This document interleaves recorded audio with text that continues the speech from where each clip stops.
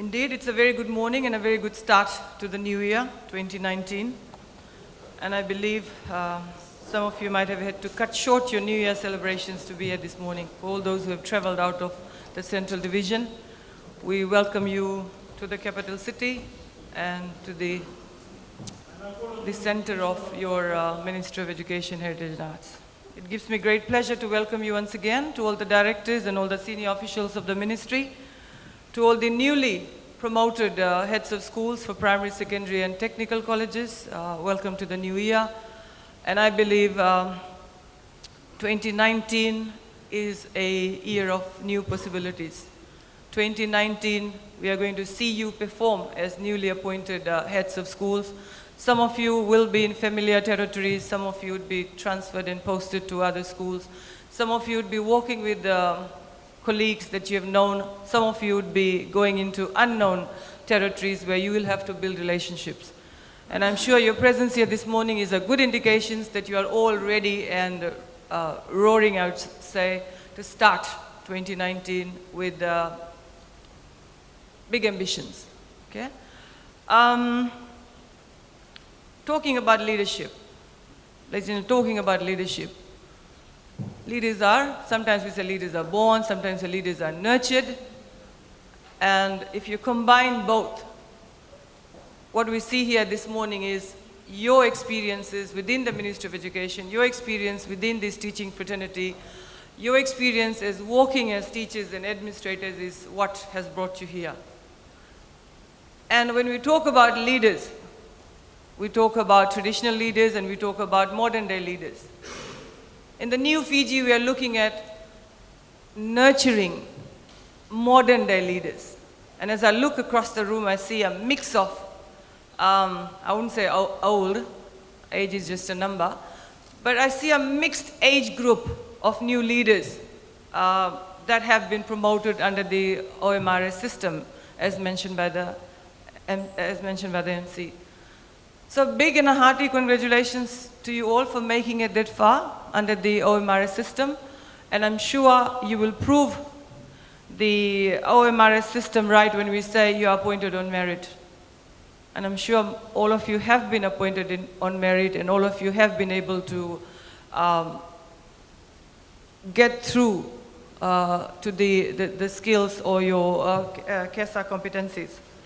And you are surely going to help us, the government, implement our new policies, our new initiatives, and you are definitely going to pave the way forward for a modern Fiji in bringing about modern education to our children.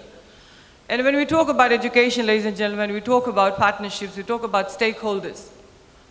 I was part of the education system for 23 years, and I feel so proud that I'm back into that profession.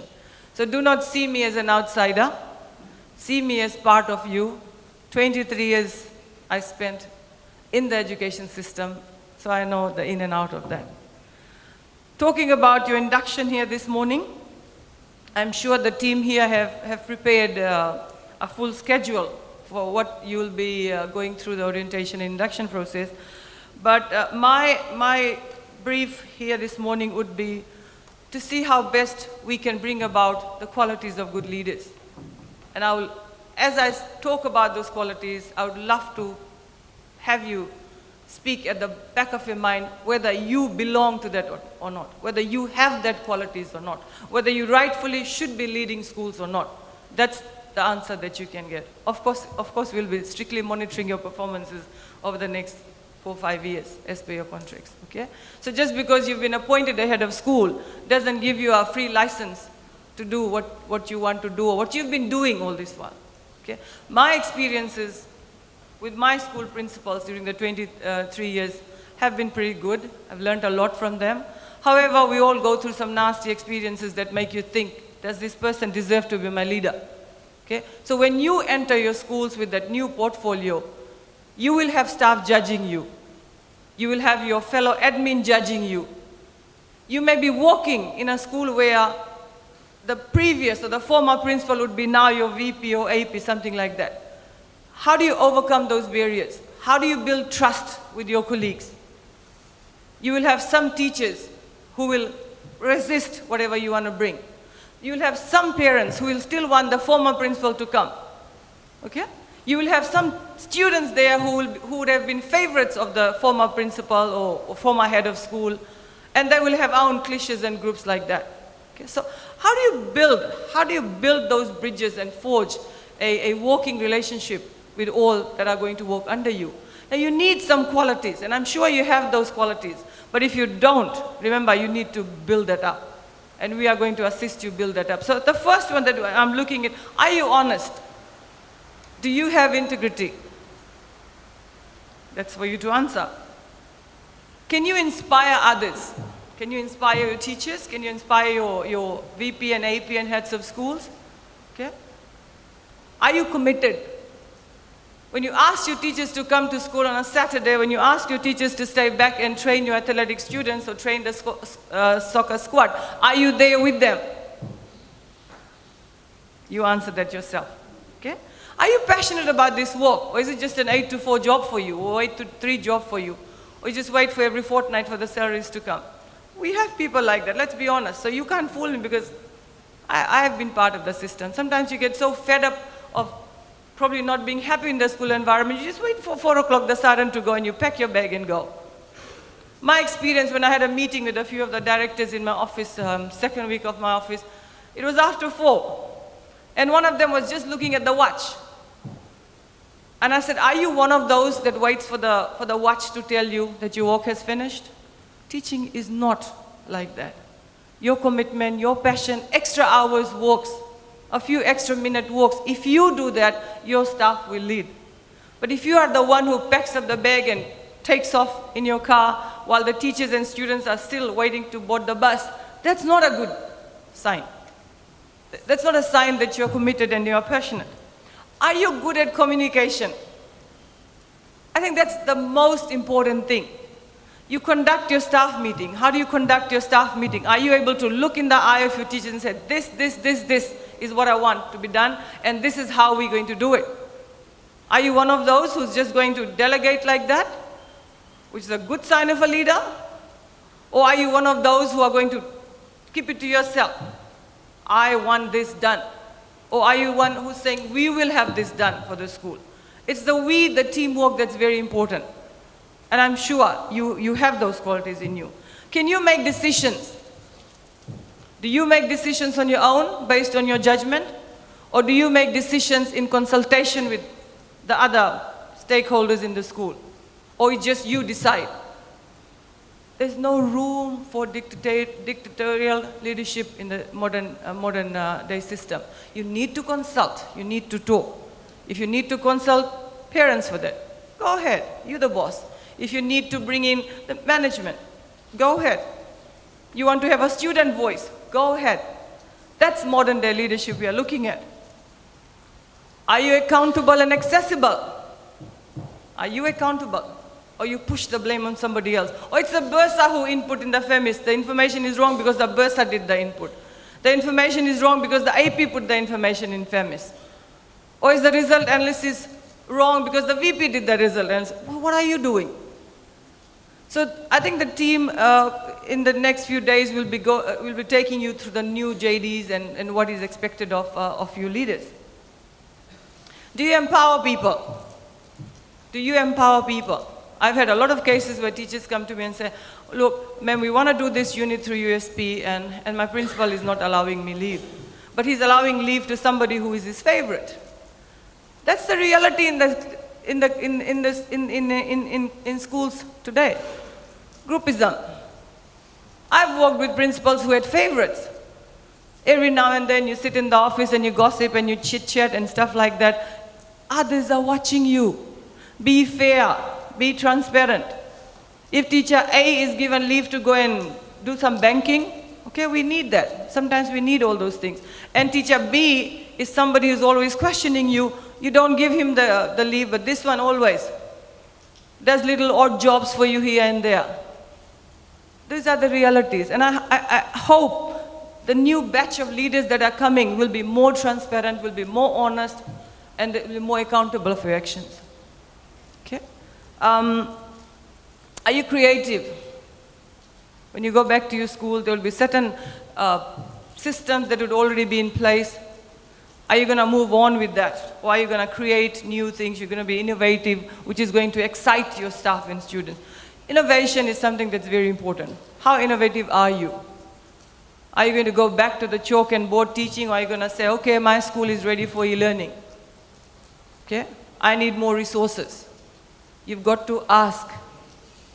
Because if you continue to do what's always been done, you will continue to have what's already in place. We want changes. And we are here to help you with the changes as long as you plan things. Don't come and tell me we want 4 new classrooms because the management wants 4 new classrooms. Where will you get the students? I don't know. You're the boss. Okay? You want to go more techno. What's going to happen? You want more computers. You have a big computer lab. For the last 10 years, 20 computers are not working. What are you going to do? Planning. Plan. I know it's not going to happen in 1 year.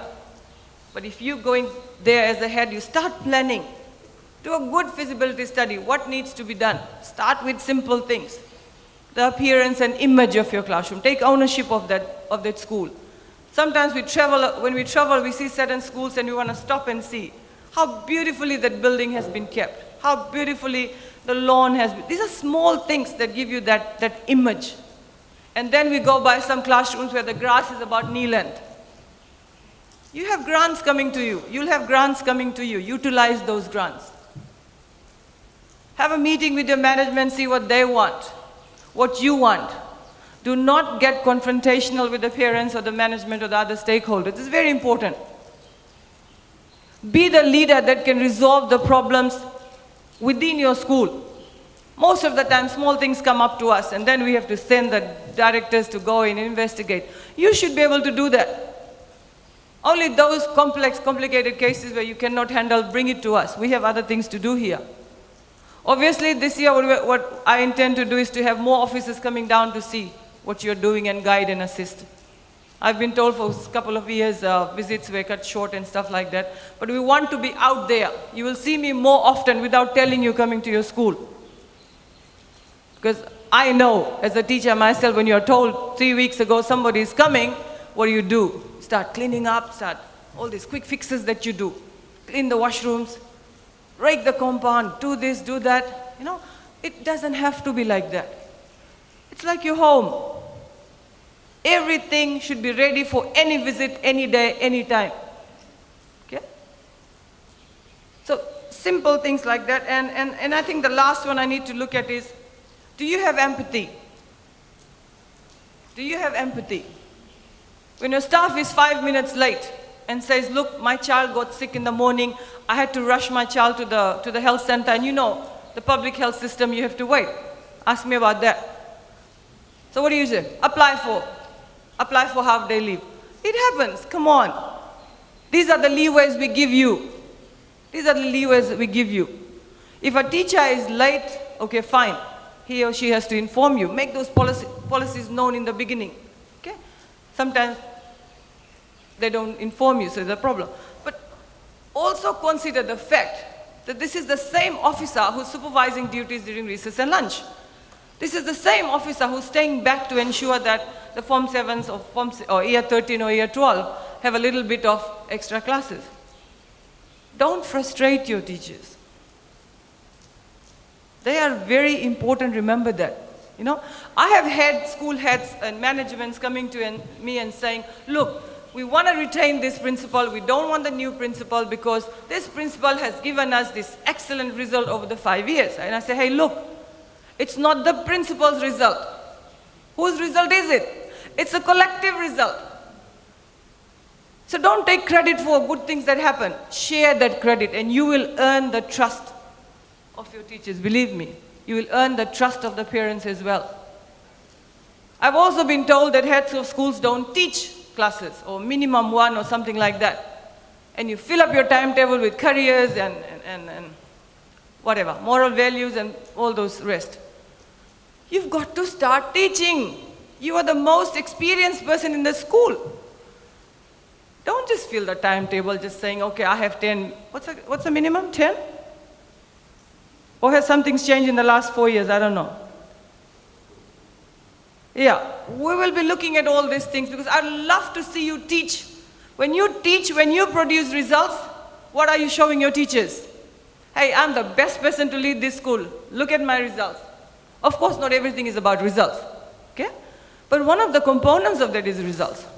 You take careers, you will take, I don't know, what are the other, sports maybe.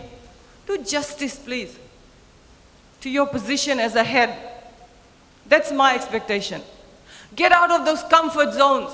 You know, where you are in your office, some of you have air-conditioned office, some of you have tinted offices, some of you still have those offices that are not so good. Get out of that. Take ownership, show your staff, show your community. You are a leader that matters. You are a leader that is going to walk the talk. You will gain respect. And that's very important. Then you will see the community wanting to work with you. Have ideas that are practical. Have ideas that are logical. And have ideas that are realistic. That's very important. So it's heads of schools. Sometimes you think, oh, I'm the head of the school and I'm the boss. Okay, fine. You are. But do justice to that, okay? Simple things. You must have learned a lot about leaderships in your career. How did your leaders treat you, sorry? How were you treated as a junior staff? We have some very nasty experiences there when you're a junior staff. And when you try to rise from the ranks of an assistant teacher to a HOD to AP and VP, and all, the things that you go through, people undermine you. Don't undermine your staff. You might have a very good leader in one of your HODs. You might even have a very good leader in one of your junior teachers. Listen. Listen. Don't have that top-to-down approach in leadership. Have that horizontal one where everybody sits and of course the decision is going to be yours. Don't let people undermine your position as well.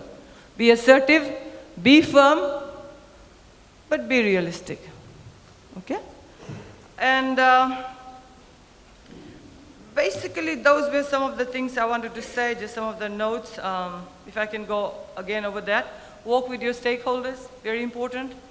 To work with the management. Remember, every school has a culture. I even have heads of schools, managements calling me saying, look, we are this religious organization and we would want a teacher that belongs to our religion. We said no. Because we believe in one Fiji, one people, because we are all equal. We'd love for you to go and walk in environments where there are strict cultures that are followed. Please respect that. Every school has a culture. Every management has their expectations. Every community has their expectations out of the new leader that is going to be posted. Learn that. Learn that. Respect that. How does the school operate? For example, if it's a school where they don't allow cooking of meat, something like that. You don't go there and defy those. Okay? You need to work together. And I'm sure whichever schools you are posted to, you will be able to build up that relationship with your school management and community. And ownership, like I said, take ownership, that's very important. Whatever you do, take ownership of that. And again, if I may emphasize on that, get out of your comfort zones. Your office is your comfort zone, isn't it? Get out of that, please. Walk around your school. See a broken window. Okay, God, now I want that fixed. See a tube light these are small things that matters. How many times as a leader do principals actually go and check about the washrooms? It's mostly the duty teacher or the AP or something like that. You need to know. If you have 300 students, you need to know that your school needs to have these many facilities. Chairs, desks, benches, whatever, lights, fans. Do a stock take. We are doing an overall audit of all our school facilities. And I'm sure there are so many schools out there that need our urgent attention. We've managed to do a lot of work with the TC Winston affected schools, and I've said that no child will sit in a tent and study this year, this 2019. And we are going to see to that. We visited most of the schools in the Reki, Tavo and Bar zone last week. And we've been assured by the divisionals and the contractors that classrooms would be ready come 14th of May. IAMU team has assured me that furniture would go. We are doing our part. okay? So 2019, like I said, is a year of possibilities, and we look forward for your contributions in making that year a year of possibilities, okay? And like I said, you have a full day. The full schedule has been drawn up for the team to take you through our expectations, and they'll be talking more about what our expectations are. But on that note, once again, I'd like to wish you and congratulate you. And of course, there are a lot of initiatives and policies that will be rolling. Oh, while I talk about policies, before I finish, as a head of school, you need to know all government policies. In the Ministry of Education, I've been told there are close to 40 policies. And I would urge you to ensure that each and every staff is made aware of those policies through your professional development sessions. A lot of teachers have lost their job because of corporal punishment. It's said. Please emphasize on the corporal punishment policies. Zero tolerance to corporal punishment. Now you may ask me, how do we deal with students who have issues, whatever issues? You design a strategy for your school. Okay? Come this year, we are trying to train and deploy more counselors. So the divisions will have counselors. Okay? Each division will have counselors, and later on maybe as and when the numbers increase, we will be able to post counselors to your schools. But the plan is to have counselors based in divisions where you can use them. Tell your teachers to walk away from problems. Don't engage in confrontational situations with students or even staff or even parents. Walk away. That's where you come in. Don't sit in the office and let the teacher deal with it. The teacher may not be trained to handle a discipline case. So in your first day meeting, advise those. Okay? The next policy initiative that I think will benefit you all is the fact that we are going to have a pool of relieving teachers. We are trying to identify the number of relieving teachers we are going to have, both for primary school and secondary school, and I think we'll be including technical as well. Again, they'll be based in the divisions, so should your staff be absent for a couple of days, you don't overload the other staff. You will call up the divisions and say, look, I need a maths and an English relieving teacher for 2 days or 3 days in my school. That pool, we are looking into it. Like I said, I respect teachers a lot because I've been a teacher and I know the stuff that we go through. Okay? So we are here to assist you and assist your school, but like I said, it's going to take some time. There are policy initiatives that we are trying to see. The role of the teacher is to teach, understand that. The role of the teacher is not to deal with discipline issues. So once we have councils coming up, once you take up more ownership, okay, as the head, take over discipline issues. You sit, you talk, you deal with parents and stuff like that. So policies are very important. There are new policies coming up, which I think they'll be discussing with you. Take a copy back if you don't have it. Make sure that copy is accessible. Oh, when we talk about accessible, it's not about information accessibility, it's about your accessibility as well. Do you make parents sit outside in the corridor for 2 hours because you're busy having tea or having something like that? Make time for parents. Remember that. Make time. Okay? When you're walking out of your office, you see somebody sitting there, what do? You stay there, shake hands out. Can I help you? Take 2 minutes to attend to that. That's being accessible. Or are you always busy having meetings and stuff like that? Plan your walk, organize your walk. I'm sure you're good organizers. A lot of young faces I see and very happy with that new energy, like I said. So basically, let me leave you with that. And again, wish you a very, very happy new year.